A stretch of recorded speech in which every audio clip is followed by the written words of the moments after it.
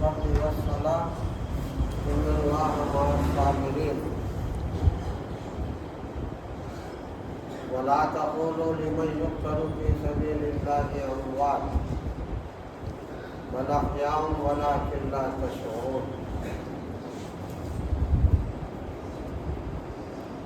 وقال رسول الله صلى الله عليه وسلم الصلاة عماد الدين من أقامها أقام الدين ومن هدمها فقد هدم الدين. وكما قال رسول الله صلى الله عليه وسلم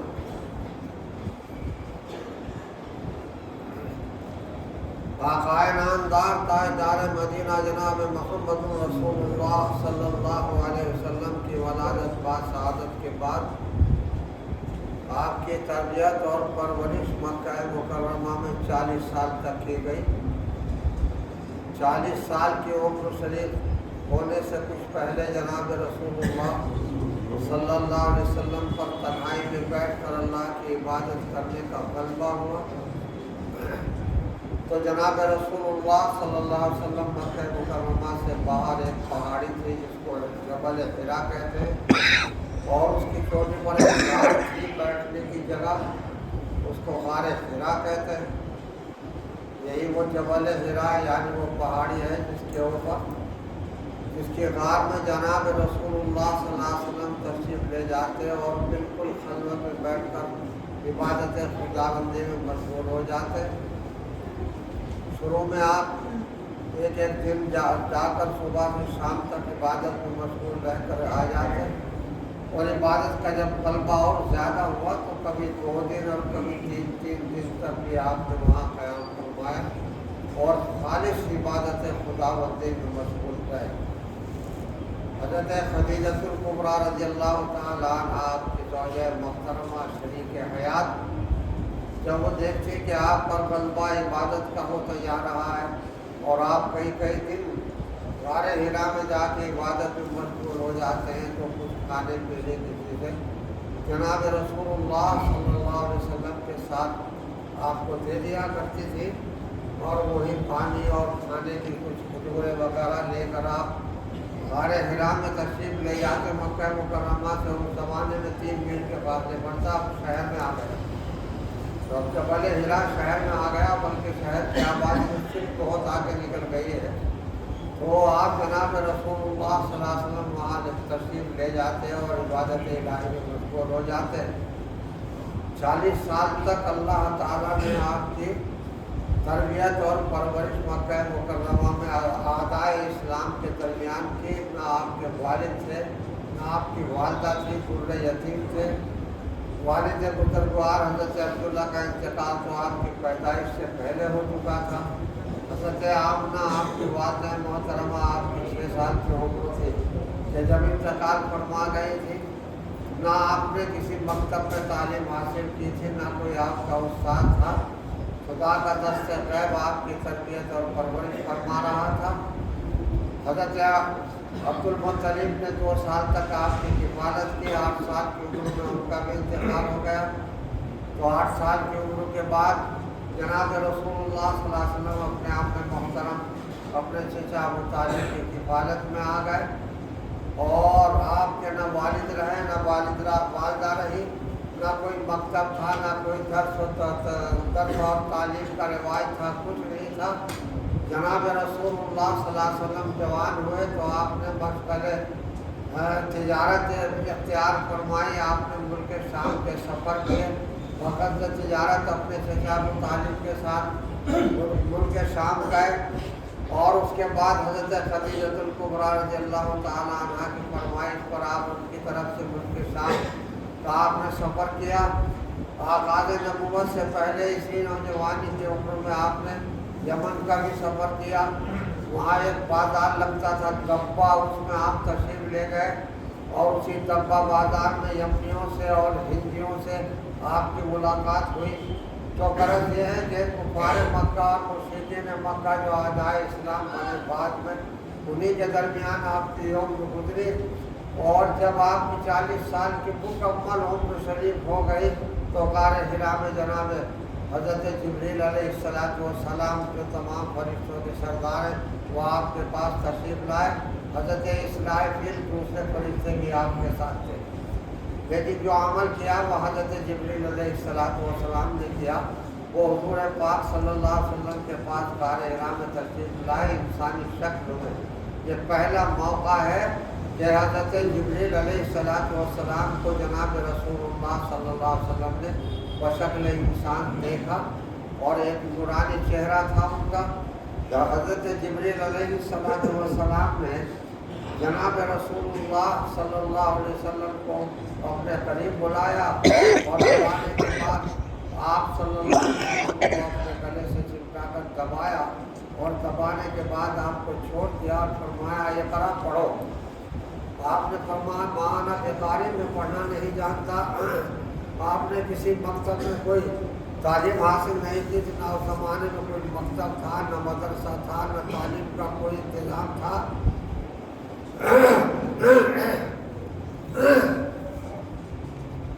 چنانچہ حضرت جبریل علیہ السلام کا جواب آپ نے دیا مانا کے بارے میں پڑھنا نہیں جانتا. حضرت جبریل علیہ السلام نے پھر دوبارہ آپ کو اپنے گلے لگایا، دبوچا، پہلی مرتبہ سے زیادہ زور سے دبوچا، چھوڑ دیا اور پھر فرمایا اقرا پڑھو. آپ نے پھر وہی جواب دیا مانا بقاری میں پڑھنا نہیں جانتا.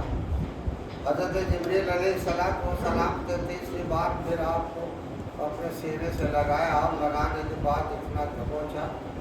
حدیث پاک میں آپ ارشاد فرماتے ہیں کہ میری پسلیاں بول گئی. اس لیے زور سے جبریل علیہ السلام نے آپ کو دبوچا کہ حضور پاک صلی اللہ علیہ وسلم کی پسلیاں بول گئی. پھر آپ کو چھوڑا اور چھوڑ کر کے پھر فرمایا اقرا. حضرت جبریل نے وہی بات کہی کہ پڑھو. تو تیسری بار جب حضرت جبریل علیہ السلام نے اقرا کہا تو اللہ تعالیٰ کا کلام آپ کے سینے میں اتار دیا گیا، اور آپ کی زبان مبارک پر اللہ کے کلام قرآن حکیم کی پہلی آیات جاری ہو گئی. اقرا بسم ربک الذی خلق خلق الانسان من علق اقرا وربک الاکرم الذی علم بالقلم علم الانسان ما لم یعلم. بس یہ پہلا دن تھا کہ جبریل امین علیہ السلام نے آپ کو سینے سے لگا کر آپ کے سینے میں علوم نبوت کا خزانہ بھر دیا. آپ کے سینے مبارک میں علوم نبوت کا خزانہ بھر دیا. 2 مرتبہ جو پہلے آپ کو سینے سے لگایا گیا تو آپ کے اندر وہ استعداد اور طاقت بھری گئی جو بار نبوت کے آپ متحمل ہو سکے، کیونکہ نبوت کا بار اور وہ خزانہ علوم نبوت اتنا وزنی تھا جسے آپ برداشت نہیں کر سکتے تھے، جسے آپ برداشت نہیں کر سکتے تھے، اتنا وزنی تھا. چنانچہ پہلے 2 مرتبہ سینے سے لگا کر وہ صلاحیت، وہ استعداد، وہ طاقتیں جناب رسول اللہ صلی اللہ علیہ وسلم کے سینے مبارک میں اتاری حضرت جبریل علیہ السلام نے، کہ جن استعداد اور طاقتوں کے اتارنے کے بعد آپ میں بار نبوت کا تحمل کرنے کی استعداد پیدا ہوئی. اور چنانچہ اس کے بعد علوم نبوت کا خزانہ آپ کے سینے مبارک میں اتار دیا گیا. آپ ان پڑھ تھے، امی ان پڑھ کو کہتے ہیں. آپ ان پڑھ تھے، امی، لیکن آپ کو علم حاصل تھا، علم لدنی، جو سینے سے ملا کر آپ کے سینے مبارک پر علوم کے خزانے اتار دیے گئے، اور آپ کے سینے مبارک کو علوم نبوت سے اتنا معمور کر دیا گیا کہ اس کے بعد روئے زمین پر خدا کے بعد سب سے زیادہ علم خدا کے محبوب آقا نامدار تاجدار مدینہ جناب محمد الرسول اللہ صلی اللہ علیہ وسلم کے سینے مبارک میں ان تمام علوم کے خزانے اتار دیے گئے، اور خدا کے بعد سب سے زیادہ علم جناب رسول اللہ صلی اللہ علیہ وسلم کی ذات اقدس میں بڑھ گئی. یہ علوم نبوت ہے جن کا بار اٹھانے اور جن کے تحمل اور برداشت کی طاقت 2 مرتبہ سینے سے لڑا کر جبریل امین علیہ السلام نے آپ کے سینے کو اتارا۔ اس کے بعد سب سے پہلے حضرت جبریل علیہ السلام پانی لائے، پانی آب زمزم لایا گیا، اور سب سے پہلے جناب رسول اللہ صلی اللہ علیہ وسلم کو حضرت جبریل علیہ السلام نے وضو کر کے سکھایا، وضو کرنے کا طریقہ بتایا۔ پھر جناب رسول اللہ صلی اللہ علیہ وسلم کو 2 رکعت نماز ادا کرائی۔ نماز کے قیام اور رکوع اور سجود، ان تمام ارکان نماز کی تعلیم دی جناب رسول اللہ صلی اللہ علیہ وسلم کو عملاً۔ حضرت جبریل علیہ السلام نے یہ تمام ارکان نماز ادا کر کے جناب رسول اللہ صلی اللہ علیہ وسلم کو دکھائے، اور اسی وقت سے جناب رسول اللہ صلی اللہ علیہ وسلم پر نماز فرض ہو۔ حضور اقدس صلی اللہ علیہ وسلم کو جب نبوت کا علم دیا گیا اور آپ کو نبی بنایا گیا، اسی روز غار حرا میں نماز آپ کے اوپر فرض کر دی گئی، آپ پر فرض تھی۔ آپ فرضیت کے اعتبار سے نماز ادا فرماتے تھے، اوقات نماز کی تعین ابھی نہیں ہوئی تھی، نماز تو فرض ہو گئی تھی مگر اوقات نماز کی تعین نہیں ہوئی تھی۔ چنانچہ سب سے پہلے غار حرا میں وضو کرنے کا عمل آپ کو بتایا، اور حضرت جبریل علیہ السلام نے حضور صلی اللہ علیہ وسلم کو بشارت سنائی۔ یا رسول اللہ صلی اللہ علیہ وسلم، اللہ تعالیٰ نے آپ کو اپنا رسول منتخب فرمایا ہے، اور یہ وضو جو آپ کے اوپر لازم قرار دی گئی ہے، نماز ادا کرنے سے پہلے اس کا ادا کرنا ضروری ہے، اور آپ کی امت کے لیے یہ تحفہ دیا جائے گا جس کے ذریعے امت کے گناہ دھل جایا کریں گے۔ چنانچہ جو شخص وضو کرتا ہے تو وضو کرنے کے ساتھ اس کے تمام گناہ دھل جاتے ہیں، سارے گناہ اس کے دھل جاتے ہیں، اللہ اس کو گناہوں سے پاک کر دیتا ہے۔ جب وہ وضو کر کے گناہوں سے پاک ہو جاتا ہے تب وہ بارگاہ رب العزت میں فریضہ نماز ادا کرنے کے لیے کھڑا ہوتا ہے، اور اللہ کا فریضہ نماز ادا کرتا ہے۔ اب جب جناب رسول اللہ صلی اللہ علیہ وسلم کو نبوت کا تاج دیا گیا اور آپ کو نبی بنایا گیا تو غار حرا میں آپ پر نماز فرض کی گئی۔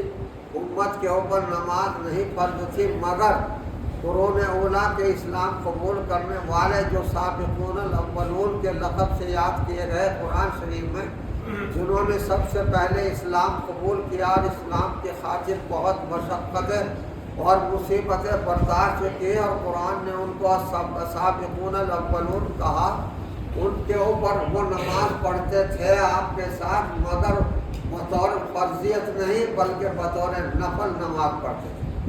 امت کے اوپر ابھی نماز فرض نہیں ہوئی تھی بلکہ بطور نفل نماز پڑھتے تھے، اور اس نماز کا چسکا اتنا لگ گیا تھا کہ خانہ کعبہ کے ارد گرد جا کر کے نماز کی نیت باندھتے، اور کفار مکہ نماز کی حالت میں انہیں زد و خوف کیا جاتا، ان کی مار پیٹ کی جاتی، انہیں گھسیٹا جاتا اور ان پر ظلم اور زیادتی کی جاتی، مگر اس کے باوجود وہ نماز ادا کرتے تھے جبکہ نماز ابھی فرض نہیں ہوئی تھی۔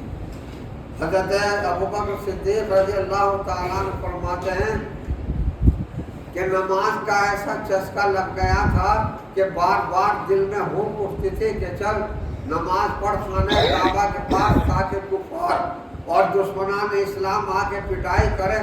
اس پٹائی میں جو لذت حاصل ہوتی تھی، اس لذت کو حاصل کرنے کے لیے بار بار وہ قرون اولا کے مسلمان نماز پڑھنے مسجد میں جاتے، خانہ کعبہ میں جاتے، خانہ کعبہ کے پاس جا کے نماز پڑھتے تھے، وہ لذت حاصل کرنے کے لیے جو کفار مکہ ان پر ظلم اور زیادتی کرتے، ان کی مار پیٹ کرتے تھے، اس میں جو سرور، جو کیف اور جو لذت نماز پڑھنے میں اس وقت قرون اولا کو مسلمانوں کو حاصل ہوتا تھا، وہی حاصل کرنے کے لیے جاتے۔ قرآن حکیم میں اللہ تعالیٰ نے اسی کو تو فرض کیا امت کے اوپر کہ یا ایھا الذین آمنوا استعینوا بالصبر والصلاۃ۔ اللہ ارشاد فرماتا ہے ایمان والو، یہ دو چیزیں ہم نے تمہیں سب سے پہلے دی ہے، نماز اور صبر۔ نماز اور صبر ایسے ایسے ظلم اور زیادتی اسلام قبول کرنے والے پر دی گئی کہ ظلم کی تاریخ میں ایسے مظالم تاریخ میں نہیں ملتے جو اسلام قبول کرنے والوں پر ستم ڈھائے گئے۔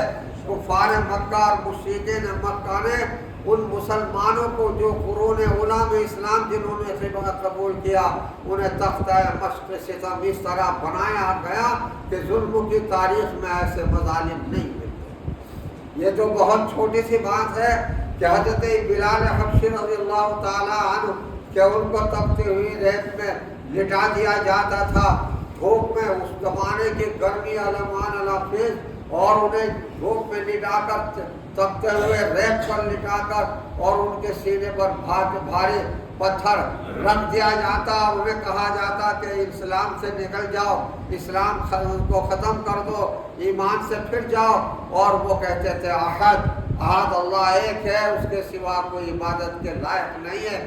یعنی کفار مکہ کے ظلم و ستم کا کوئی طریقہ مسلمانوں کو جنہوں نے اسلام قبول کر لیا، وہ اسلام ان کے جسموں میں، ان کے جسموں کے روحوں میں اس طرح پیوست ہو گیا کہ کفار اور مشرکین مکہ کے ظلم و ستم کی کوئی ترکیب ان کے ایمان کو ان کے جسموں سے نہیں نکال سکتی۔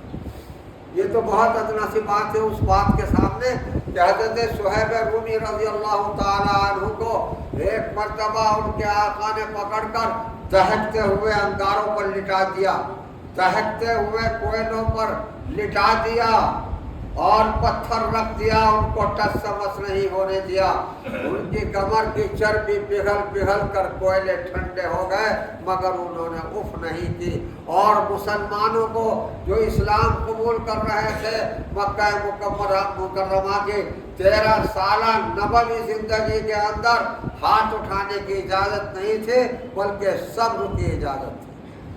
نماز پڑھتے تھے، نفل کے اعتبار سے 10 سال تک بطور نفل نماز ادا فرمائی، اور صبر کرتے تھے۔ کتنے ہی ستم ڈھائے، بائی کاٹ کر دیا گیا، شعب ابی طالب میں قید کر دیے گئے، تمام چیزیں خرید و فروخت مسلمانوں کے ہاتھوں پہ موقوف کر دی گئی، مسلمان بھوکے پیاسے شعب ابی طالب میں پڑے ہوئے تھے، کھانے کی کوئی چیز میسر نہیں تھی، شہر کا کوئی آدمی کھانا نہیں دیتا تھا، درختوں کے کیکر کے پتے کھا کھا کے گزارا کر رہے تھے۔ یہاں تک کہ حدیث پاک میں آتا ہے وہ مسلمان جو شام ابی طالب میں محصور تھے، وہ درختوں کے پتے اور ببول یعنی کیکر کے پتے کھا کے گزارا کر رہے تھے، تو ان کو جب اجابت ہوتی تھی تو ایسی ہی اجابت ہوتی تھی جیسے بکریاں مسیحی کرتی ہے، وہ کیکروں کے کیکر اور درختوں کے پتے کھاتی ہے اور مسیحیاں کرتے ہیں۔ اسی طرح صحابہ جو اسلام قبول کر رہے تھے قرون اولا کے، اور وہ درختوں کے پتے کھا کر گزارا کر رہے تھے۔ صہیب رومی رضی اللہ تعالیٰ عنہ کی کمر داغدار ہو گئی، کوئلے ٹھنڈے ہو گئے، مگر اف نہیں تھی، حالانکہ لڑ سکتے تھے لیکن اللہ کا حکم نہیں تھا۔ اللہ کا حکم یہ تھا کہ صبر کرو، نماز پڑھو اور صبر کرو۔ جناب رسول اللہ صلی اللہ علیہ وسلم کے جب 2 سن میں پہنچے، سب سے پہلے حضرت خدیجہ الکبریٰ شریک حیات کا سن 50 میں بھی انتقال ہو گیا۔ ان کے تھوڑے دن کے بعد آپ کے اپنے محترم حضرت ابو طالب جو سب سے بڑے آپ کے حمایتی تھے، ان کا انتقال ہو گیا۔ آپ کوئی 2 بڑے سن میں پہنچے تھے، تو آپ کی تسلی کے لیے حق تعالی شانہ نے آپ کو معراج کا معجزہ عطا فرمایا۔ حضرت جبریل علیہ السلام کو بھیج کر اللہ نے آپ کو عرش پر بلایا، ساتوں آسمانوں کی سیر کرائی، کرسی کی سیر کرائی، پھر عرش پر بلایا اور اپنے روبرو بٹھا کر اس طرح کہ فکان قاب قوسین او ادنی، اللہ کے اور آپ کے محبوب کے درمیان صرف 2 کمانوں کے برابر بلکہ اس سے بھی کم فاصلہ تھا، اس طرح آپ صلی اللہ علیہ وسلم کو شب معراج میں بلایا۔ اس کی تو بہت لمبی تفصیل ہے، مگر اللہ تعالیٰ نے یہیں شب معراج میں سدس نبی میں جناب رسول اللہ صلی اللہ علیہ وسلم کو امت کے لیے یہ نماز ایک تحفہ بطور تحفہ عطا فرمائی۔ یہ نماز معراجی تحفہ ہے، جو عرشی تحفہ ہے، جو عرش پر اللہ تعالیٰ نے آپ کو عطا فرمائی۔ یہ دونوں چیزیں صبر اور نماز آپ کو ابتداء اسلام سے نبوت کے ملنے کے بعد ہی سے مل گئی تھی۔ گویا آپ کو صبر کی تلقین تھی، تمام مصیبتوں اور بلاؤں پر ہاتھ اٹھانے کی اجازت نہیں تھی، لڑنے کی اجازت نہیں تھی، اور ان کے ظلم و زیادتی کا جواب دینے کی اجازت نہیں تھی، بلکہ صبر و تحمل اور برداشت کی اجازت تھی۔ بس اسی پر رہے۔ اللہ تعالیٰ نے پھر یہ فریضہ امت کو عطا فرمایا جو عرشی فریضہ ہے نماز۔ نماز سب سے اہم ترین رکن ہے اسلام کا۔ یہ نماز ہی ہے جس نماز کے ذریعے اللہ تعالیٰ نے امت کو فلاح اور کامیابی عطا فرمائی۔ جنگوں کے میدان میں اللہ تعالیٰ نے اپنے نام لیواؤں کو اس نماز کی برکت سے فتح و کامرانی عطا فرمائی۔ تاریخ اسلام جناب رسول اللہ صلی اللہ علیہ وسلم کی تاریخ گواہ ہے۔ جب آپ مکہ مکرمہ سے 13 سال مکہ مکرمہ میں دعوت و اسلام کی دعوت دی، اور اس کے بعد اللہ نے آپ کو ہجرت کا حکم دیا، آپ مدینہ شریف تشریف لے گئے۔ مدینہ شریف تشریف لے جانے کے بعد بھی کفار مکہ نے چین نہیں لینے دیا، اور 1.5 سال ہی گزرا تھا کہ تمام مکہ مدینہ منورہ پر حملہ آور ہونے کے لیے 1000 کا لشکر جرار لے کر چڑھ گیا۔ جناب رسول اللہ صلی اللہ علیہ وسلم بھی اپنے نہتے ساتھیوں کو لے کر پہنچے۔ بدر کے میدان میں وہ نہتے ساتھی کھڑے تھے جن کے پاس نہ تلواریں تھی، نہ گھوڑے تھے، نہ لڑنے کے لیے لاٹھی اور ڈنڈے تھے۔ نہتے 313 اللہ کی بارگاہ میں پیش کر دیے۔ مگر خدا کے شان کہ یہ 313 وہ لوگ تھے کہ جن کا مرتبہ نبیوں کے بعد سب سے بڑا مرتبہ قرار پایا ہے۔ اصحاب بدریین کہلاتے ہیں 313۔ یہ وہ لوگ ہیں جو اللہ تعالیٰ نے دنیا میں رسول بھیجے ہیں، جن کو نئی شریعت اور نئی کتاب دی گئی ہے۔ ان کی تعداد 313 ہے۔ اسی تعداد کے مطابق جناب رسول اللہ صلی اللہ علیہ وسلم کو سب سے پہلے 313 نہتے جان نثار عطا فرمائے گئے، اور میدان بدر میں اللہ تعالیٰ نے ان نہتے 313 کو فتح و کامرانی عطا فرمائی، اور بدر کے میدان کی فتح اسلام کی فتح کا روز اول تھا۔ اسلام کی تمام مکہ عرب کے اندر آواز پہنچانے کا پہلا ذریعہ تھا بدر کی فتح اور بدر کی کامیابی۔ یہ نماز تھی کہ جس کے ذریعے اگر لڑائی کے ٹائم میں بھی نماز کا وقت آ گیا تو تمام مسلمان نماز ادا کرتے، جس کی شکل یہ ہوتی کہ آدھے لوگ نماز میں مشغول ہوتے، آدھے دشمن کے سامنے برسرے پیکار ہوتے۔ پھر جب یہ نماز پڑھ لیتے یہ دشمن کے مقابلے پر جاتے، اور پہلے لوگ جو دشمن کے مقابلے پر سے وہ نماز ادا فرماتے تھے۔